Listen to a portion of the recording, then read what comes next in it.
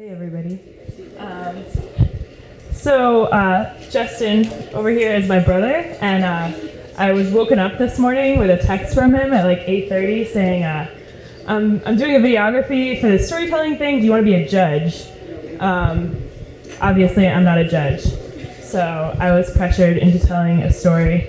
The story is pretty silly, but it started right up the street from here, behind the Sahara, so I thought it was kind of appropriate. It's not about how I came to Worcester, because I'm from Worcester, but I'm Justin's little sister, so Pat Robinson also saved my life. So this is a story about one of the summers when I came back to Worcester from college. I worked at the bean counter in high school, which is just right down the street, and then I came home every summer to work at the bean counter again to make money for college, and because it was just also really fun. So I was working at the bean counter, and I met this guy, Jacob, who had moved here from Arkansas and was like the most hospitable person I'd ever met. And so he immediately was like, come hang out in my apartment, let's be friends, I know a lot of great people, you seem like a cool person, let's be friends. I was like, okay, that sounds good. So I started hanging out with this guy, Jacob, and with his crowd, and he had an apartment right on this street up here about, I don't know, like 3 houses down from the Soul, and he would have these crazy parties, and I would work closing shift at the bean counter till like 10:30, and then I would go to Jacob's house and go to his parties because it was fun. So I went there one Saturday night, and it was in July, and it was really hot, and there was no air conditioning. It was like a 3rd floor apartment, and we're all hanging out and like drinking some red wine, listening to music, having a good time, and then some like hipster person was like, I know what we should do. We should go skinny dipping.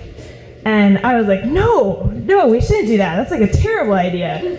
I don't like doing things like that at all. Actually, I work with Julius at the Regional Environmental Council, but I really don't like nature or being outside. And I'm really like a rule-abiding person who's afraid of getting arrested. And I was like, let's just stay in the apartment. Like, we could play a board game. It could be awesome. But everyone's like, no, we're gonna go to the Coe's Pond and go skinny dipping. And so I was like, okay, all right.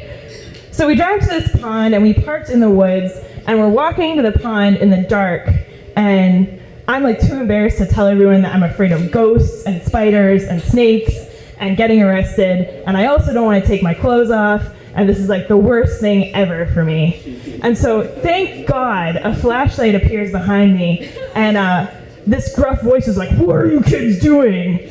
And my friend Neil was like, we're just going swimming, sir. And the guy was like, I live in this neighborhood, and I'm sick and tired of you kids coming late at night, drunk, swimming, messing up my pond, and he just like reamed us out. I won't go into details.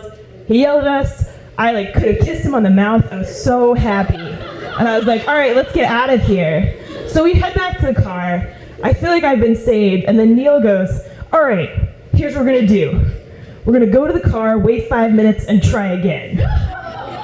And I was like, are you serious? Like, what is wrong with you? And he was like, there's no way that guy's gonna go out looking for kids again. We'll just be more quiet. And so I was like, at this point, I'm putting my foot down. I'm not gonna do this. Jacob, like, I'm out of here. And he's like, all right, I'm not that into it. So he leads the car contingent going back to the apartment. And I go back to the apartment, safe. And then here's where the party becomes, the story becomes sketchy, because I'm not quite sure of my facts on the latter half. But basically, we're at Jacob's house for about an hour, and then I get a call from Neil saying, I'm here, but I can't come upstairs. And I was like, why? What happened? And he was like, well, here's what happened. So he and my friend Maura and this other kid had gone back through the woods. They waited 5 minutes. They were very quiet. And then they took off all their clothes, they left their stuff, their cell phones on the side of the lake, and they go in the water, and they're swimming like children of the night, having an amazing time, like, you know, doing their thing. And then they see a flashlight in the woods, and they're like, oh shit, man, like, this guy's coming back, like, be really quiet. And so they're like really quiet in the water. And then there's a flashlight that starts scanning the lake, and then it focuses in on one of them, and they hear like a booming voice yell, here's the toll, asshole punks. And they're like, what the heck is going on? So they wait until like the flashlight's gone. They go back to the beach, and this neighbor, who I kind of love, had taken their pants. He left their cell phones, their wallets, and their shirt, but he took their pants. And so when Neil came back to the house, he was like, I can't come up, man. There's like cops everywhere. I don't have any pants on. I'll get arrested. And so here's where the part is sketchy, because then Neil later tried to recant, and he was like, oh, it was just a prank. The pants were in the back of the car. But I don't believe it. I think it really happened, and it's an awesome story. And it happened just like 2 blocks from here, which is kind of cool. Yeah.